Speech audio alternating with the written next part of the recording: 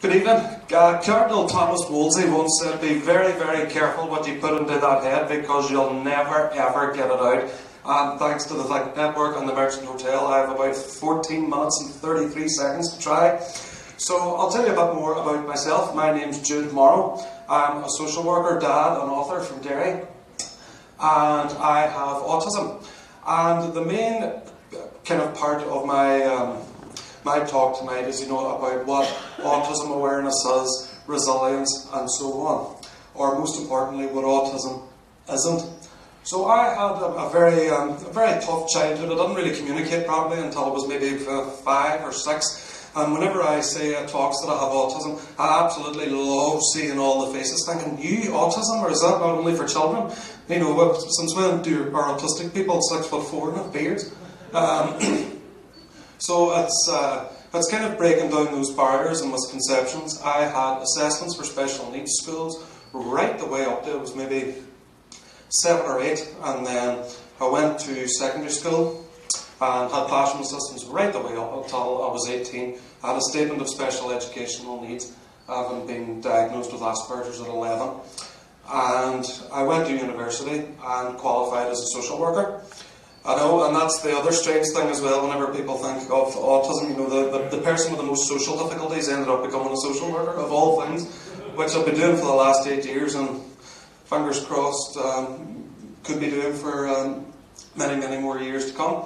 And after university, I became a dad, and the coping mechanisms and resilience and strategies that I learned all the way through school were mostly about, having structure, routine, keeping my days the same. And whenever Ethan was born, with babies, babies aren't really big fans of routine. They get up at different times, they need their nappies changed at different times, and of course I couldn't really manage this very well. And whenever Ethan came to about 3, my mummy was babysitting him, Granny, who I have to say actually is the best granny in the world, because she hasn't tonight for me to go and speak to all of you. And he actually asked my mum, "Why does Daddy always look so sad?" That's what he asked, because the kind of anguish, why is every day not the same? I just couldn't cope with it. I couldn't manage it. And that particular question became the title of my Amazon best-selling book, which is soon to be published by Beyond Words Publishing. And after that was the kind of real kickstart for me. That was the, I need to go, I need to make changes, I need to make things happen. And I would love to say I had the moment of clarity and thought, you know what, I'm going to do this myself. I was dragged through it, kicking and screaming by my ma, do this, do that, and everybody around me, because it just came to a stage where I alienated everybody. I just denied that I had autism, didn't like the label, didn't appreciate anything about it. And whenever I got to the other side, and then I compiled the book over a certain period of time, came out, became a bestseller, and it was then I thought, you know what, I'm going to do my bit for autism awareness. I may as well. I'm a very proud autistic man, and I want the whole world to see it. And whenever it comes to resilience, was kind of the main part of resilience with tonight's event. I kind of thought about it before I came. What is resilience? Is it this mega elasticity of the human spirit? Is it? I don't know. And with resilience, it always has the same kind of certain format. It's per circumstances, overcoming those and reflecting on those. But is it enough? Is it enough to just have that own personal within yourself? But I do. This is kind of the audience participation bit. Okay, this is kind of the point that I want to make. And whenever I ask, just put your hands up nice and high, just so I can see them all. And even through the back as well. Does everybody know what autism is specifically? Does everybody know? Anybody? Plenty of hands. Okay, that's the vast majority of people that have either heard of the term autism or know what it is. So I'm going to go through the specific kind of traits that would be most associated with autism. And again, a nice show of hands. Has anybody heard that with autism it comes down to per eye contact as a trait or symptom of it? Anybody? Yep, that's most people. And I'm just getting a look around now. I'm looking at plenty of you in the eye. I mean, because with correlation, it doesn't imply causality in any way, wherein not everybody who has difficulties with making eye contact is autistic, or neither does every autistic person have difficulty making eye contact. The second one would be hyper-focus. Has anybody heard that? You know, like if it's just obsessional behaviour, you know, one, you know, real determined. Just again, a nice show of hands. You know, again, I'm seeing nods and smiles and all of that, which is exactly what I wanted to see. And I mean, whenever you look around at all the symptoms and traits of autism, you know, it's hard to be resilient from those things because, you know, they're quite negative, aren't they? You know, they really are quite, you know, they're quite difficult things. But again, for the next two, you know, associations with autism, is just a show of hands for people that know that autism is closely related to high IQ. High IQ, that's, yeah, again, that's everybody. And again, would be, you know, quite, you know, emotional, very emotional people. You know, it's not always like flat. I mean, what I want to ask is really, is a lack of empathy something that has been, you feel, is associated with autism?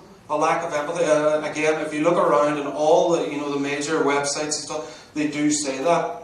So, does that mean, you know, by virtue, if I'm walking in town and see someone hit by a bus, I'm just going to walk on past? You know, is that what that means? Is that, you know, am I a monster? Am I a robot? Again, something I can't really wrap my head around. I would say personally, I would have a lot of emotional difficulties. The way I see it is like a garden hose, like a blockage in the hose. You know, goes from source to out the end of the hose. You know, if there's a blockage or a kink in the hose, eventually it just bursts. And a lot of the time it has a more negative connotation than a positive one. And, you know, whenever I had said, you know, about autism and high IQ, I mean, I was asking you to put your hands up, right? And everybody ate out of my hand. I just mentioned a whole pile of negative things about autism. And I went like this. And everybody said, oh, hi, absolutely, absolutely. Because autism really, when you think about it, is a gift. You know, it's high IQ, it's, you know, people perceive things as sensory issues or as if these things are mostly negative. And really they aren't. I mean, what my kind of mission in life is to kind of change the overall attitude to autism and what it can mean for people. Because whenever people ask, you know, what can I do for places to be more autism friendly, and, you know, what can I do to help autistic people, and the one answer I give, and it's every single time, it's change your attitude. I mean, even, you know, looking, you know, at these leaflets that were put on the table, I mean, autism is a lifelong disability is the first 4 letters that I saw on it. I mean, I don't see myself as having a disability whatsoever. If anything, I see myself as quite lucky and gifted. You know, with autism, to a certain extent, I think we're the enlightened ones. I mean, we have, you know, a real true sense of what we can see, hear, communicate with, and so on. And I suppose, coming back to, you know, the resilience part of it, me coming along and speaking with you and speaking about autism awareness or whatever it may be, but raising awareness simply isn't enough. I mean, nobody will say to me, autism? Never heard of it.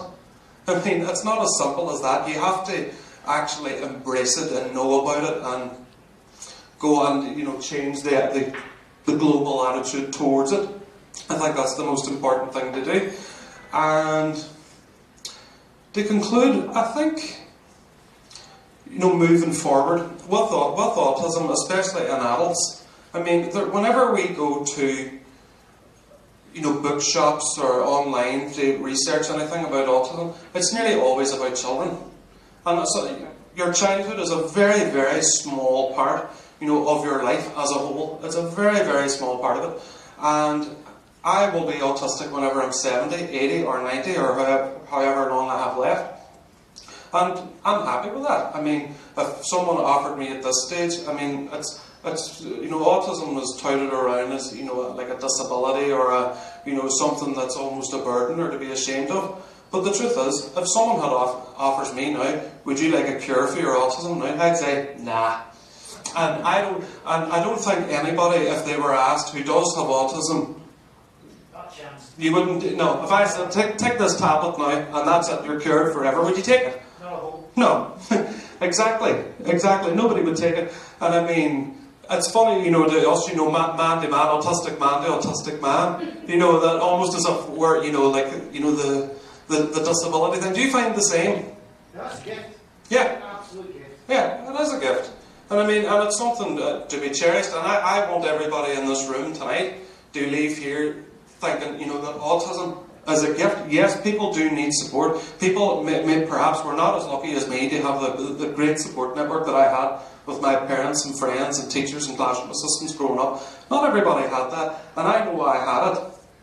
And again, it is very easy to thank all the aforementioned people for making me the man I am today. But the people I really want to thank deep down are the playgroups that didn't want me, the schools that didn't think they could meet my needs, people who didn't want to associate with me. And as I would say to all of you, as I do to them from the bottom of my heart, thank you very much.